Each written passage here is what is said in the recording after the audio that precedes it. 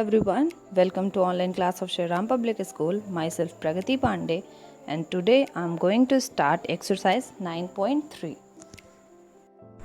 Today we are going to start exercise 9.3.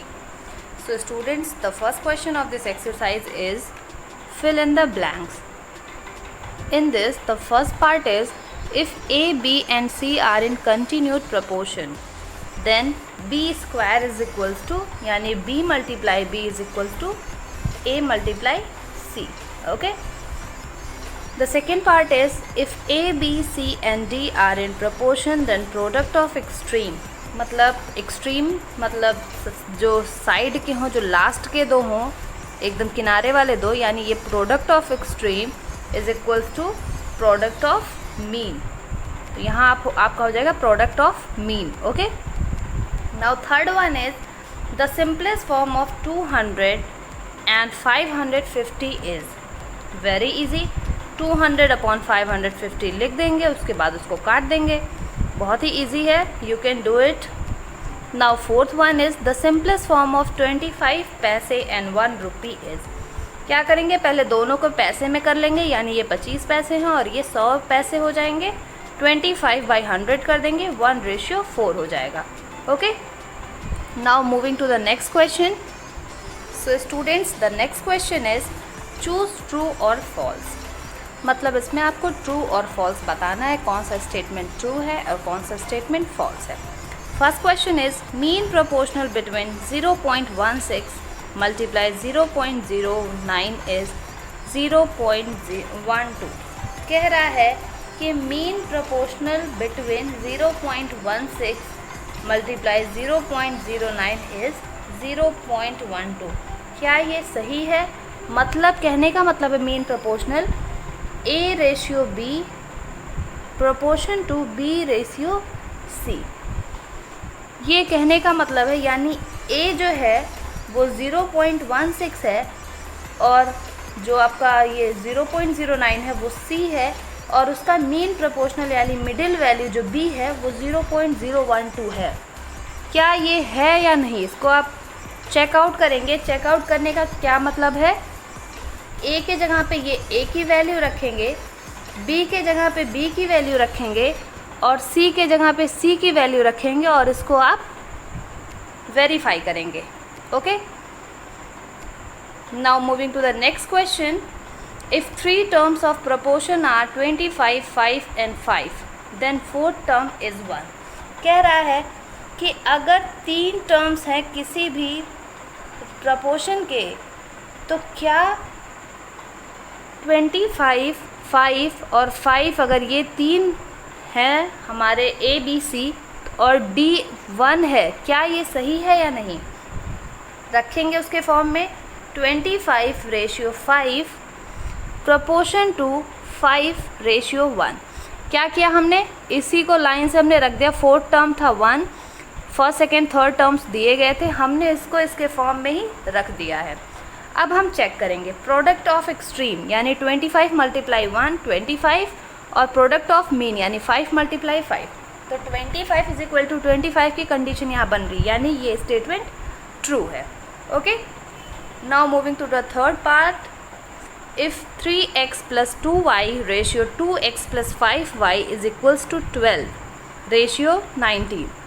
कह रहा है 3x plus 2y ratio 2x plus 5y का जो वैल्यू दिया गया है 12:19, then x ratio y is equals to 3:2.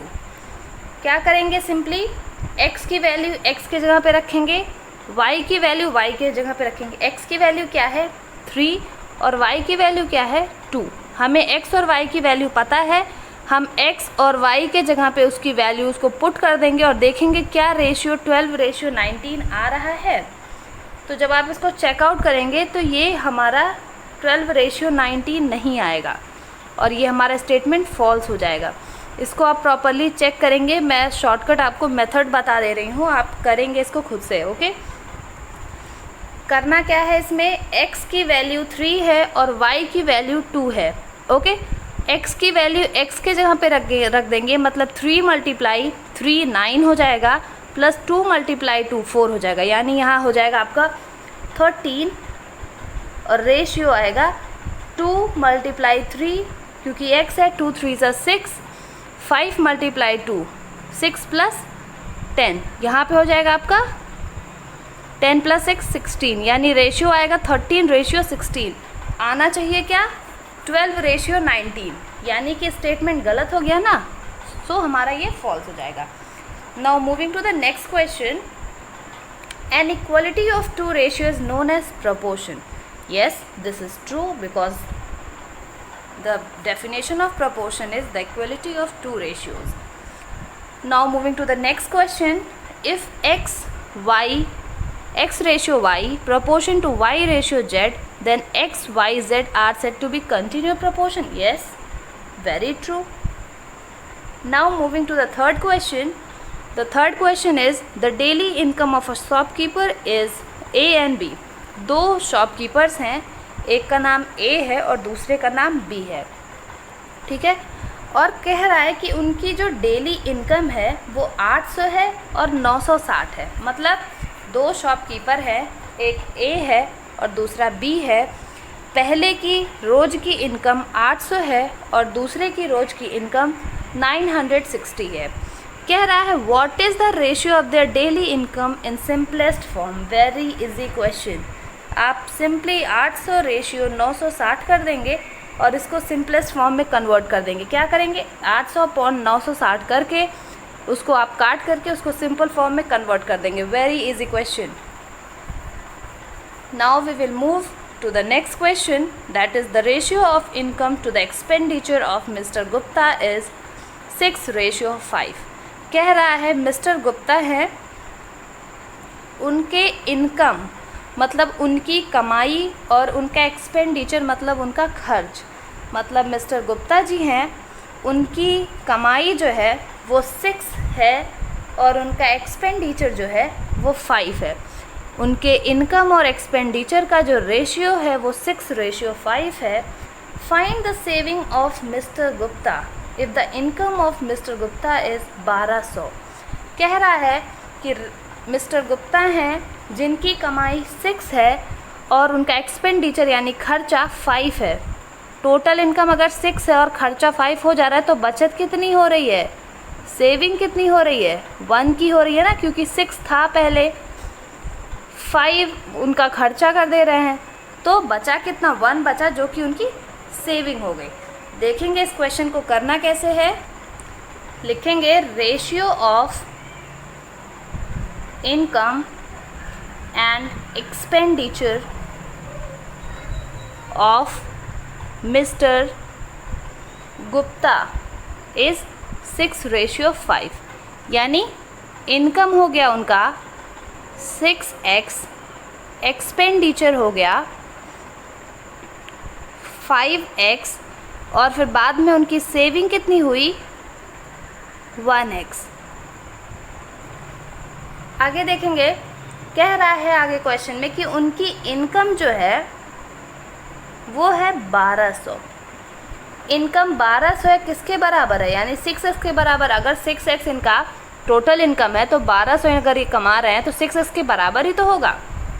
अब हम यहाँ से x की वैल्यू फाइंड कर लेते हैं, जो कि आ गई आपकी 200। तो अगर आपसे बोला जाए कि जो इनकी इनकम था वो था इनका 1200, इनका एक्सपेंडिचर हो गया 1000 और इनका बच कितना रहा है 200। ओके, सो इस तरह से आप इसको कर सकते हैं। So we have seen question number 4। Now question number 5। Question number 5 में कह रहा है divide 2100 among ABC in the ratio 1:2:3। बहुत ही ईजी है। कह रहा है 2100 रुपये हैं, उसको ABC 3 जन में बांटना है।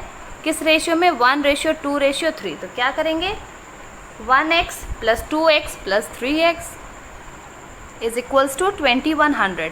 1x + 2x + 3x equals to 2100। x की वैल्यू आएगी, फिर 1x निकाल देंगे, 2x निकाल देंगे और 3x निकाल देंगे। इस तरह से हम ट्रायंगल के एंगल्स का समेशन जब हम करते थे कि 3 एंगल्स हैं ट्रायंगल में, पहला, दूसरा, तीसरा दिया गया है x के फॉर्म में और हम टोटल इज इक्वल्स टू 180 कर देते थे और हम एंगल्स को फाइंड कर लेते थे। सेम वही कंडीशन यहाँ अपनानी है। Very easy question. Now moving to question number 6। If x ratio y is equals to 2:5, कह रहा है x रेशियो y है जो कि 2:5 के बराबर है, यानी x की वैल्यू हो गई 2 और y की वैल्यू हो गई 5। तो find the value of this. x के जगह पे x की वैल्यू रखेंगे, y के जगह पे y की वैल्यू रखेंगे। जैसा मैंने अभी यहाँ पे बताया इस कंडीशन में सेम वही कंडीशन है।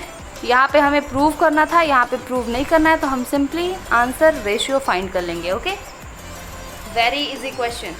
हिंट मैं दे रही हूँ, आप सॉल्व करेंगे इसको।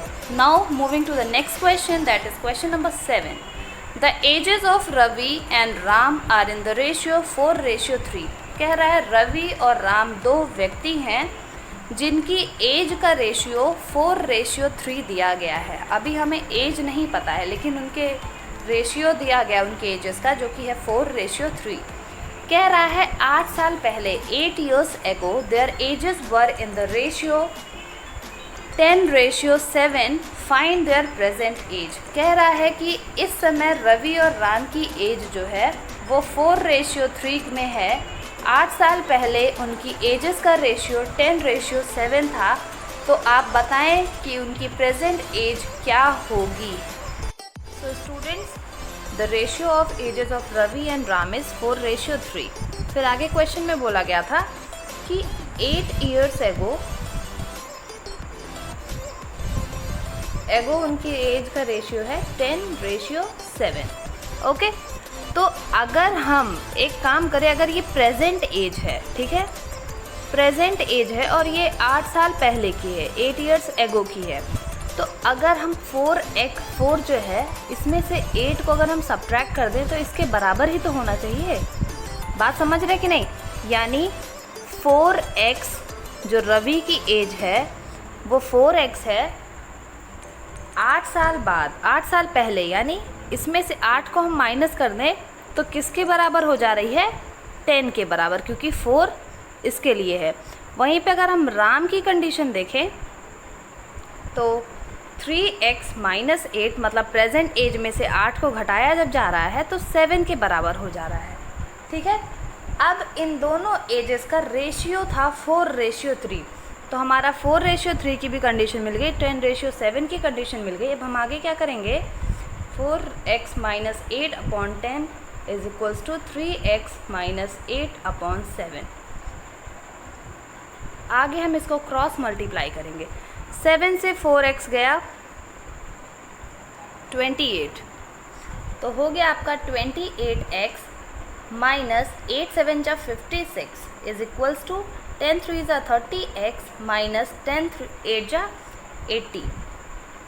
इसको हम इधर लाएंगे तो हो जाएगा 28x minus 30x is equals to minus 80 plus 56। इसको हम इधर ले गए। ठीक है, अब आगे देखेंगे, ये कंडीशन हमें मिली 28 और 30, देखेंगे ये प्लस साइन के साथ है, ये माइनस साइन के साथ है। इंटीजर्स को याद करेंगे तो -2x आएगा और यहाँ पे हमें मिलेगा -24।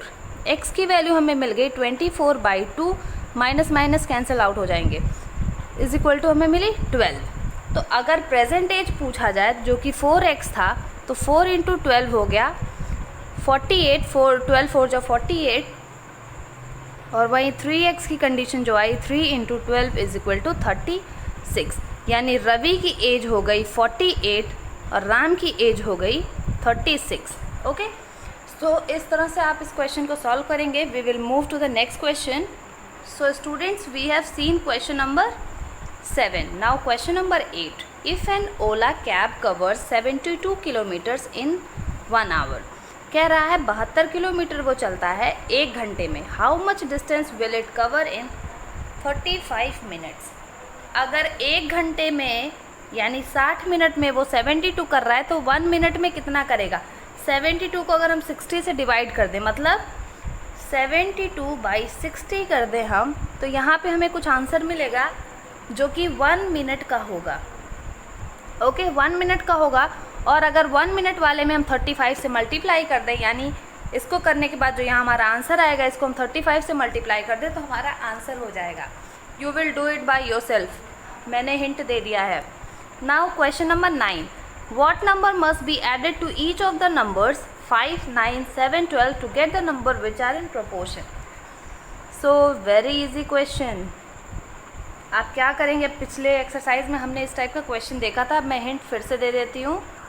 So students, you can see here that the first one is 5, 9, 7 and 12, these were the numbers. और हमने क्या किया, इसमें ऐसा क्या ऐड किया जाए कि ये प्रोपोर्शन के फॉर्म में हो जाए, तो हमने प्रोपोर्शन के फॉर्म में रख दिया और जो नंबर जो ऐड होना है उसको हमने x ले लिया। ओके, आगे क्या करना है, product of extreme and product of mean, जो कि आप बहुत ही ईजिली कर लेंगे। So you will solve this question by your self. We will move to the next question. Next question है, for every 12x that Ram buys 3 turn out to be रॉटन।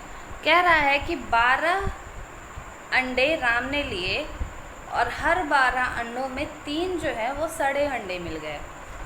तो कह रहा है at this age how many rotten eggs will Ram have if Ram buys 200 eggs.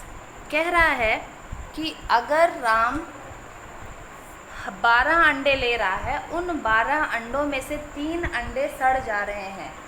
मतलब अगर देखा जाए तो 12 अंडे थे, ठीक है, हर 3 अंडे इसमें से सड़ जा रहे हैं, ठीक है। अगर एक सड़े अंडे की कंडीशन हम ले तो 4 पे आ रही है कि नहीं, 4 यानी 12 अंडे हो गए, यानी हर 4 अंडे में से एक अंडा सड़ा मिल रहा है। हर 4 अंडे में से एक अंडा हमें सड़ा मिल रहा है। तो कह रहा है at this rate how many rotten eggs will Ram have if Ram buys 200 eggs. तो सबसे पहले हमें देखना है 200 अंडों में कितने दर्जन होंगे। So the solution will be, कह रहा है फॉर एवरी 12 एग्स 4 वर रॉटन, ठीक है, यानी 4 हर 12 अंडों में हर 3 अंडे जो हैं वो सड़े हुए हैं। तो हम क्या करेंगे, टोटल रुपीज़ जो हैं वो लग रहा है, अरे टोटल जो एग खरीदे जा रहे हैं, टोटल एग्स वो हैं 200। 200 को अगर हम 12 से डिवाइड कर दें, ठीक है, तो कितना आ रहा है, 12 1 जा 12, 80, 12 5 जा 60, 12 6 जा 72, यानी यहाँ पे हमें मिला 8, यानी कि 16 जो है दर्जन हमें अंडे मिलेंगे, 16 डजन मिलेगा, यानी 16 मल्टीप्लाई 3, 16 3 जा 48। हर 12 अंडों में से 3 हमारे सड़ जा रहे थे। तो हम सबसे पहले देख लेते हैं 12 का अगर हम डिवाइड करें तो 200 में कितने दर्जन होंगे। तो 16 दर्जन हमको पूरे मिल रहे हैं। हर दर्जन में 3 अंडे सड़े थे, यानी 16 दर्जन में 3 अंडे, अगर 3 अंडे सड़ रहे हैं तो हमें 48 मिल रहे हैं। और 8 अभी बचे हैं, 8 एग्स वर लेफ्ट। तो क्या करेंगे, हम ये कंडीशन अपनाएंगे, 12 में से 3 अंडे घट रहे थे, यानी हर 4 में से एक अंडा सड़ा मिल रहा था। तो 8 अंडे हैं, अगर 4 + 4 की कंडीशन बन रही है, हर एक अंडा सड़ा है, एग्स, और ये रॉटन। तो 48 हमें यहाँ से मिल गए थे और 2 हमें यहाँ से मिल गए, यानी 48 + 2 = 50 एग्स टोटल 200 में रॉटन मिलेंगे। Okay, so we have done this question number 10. If there is any doubt, you can ask me in the question hour. So students, we have completed our exercise right now and we will start a new exercise from the next video. Till then, stay safe, stay healthy.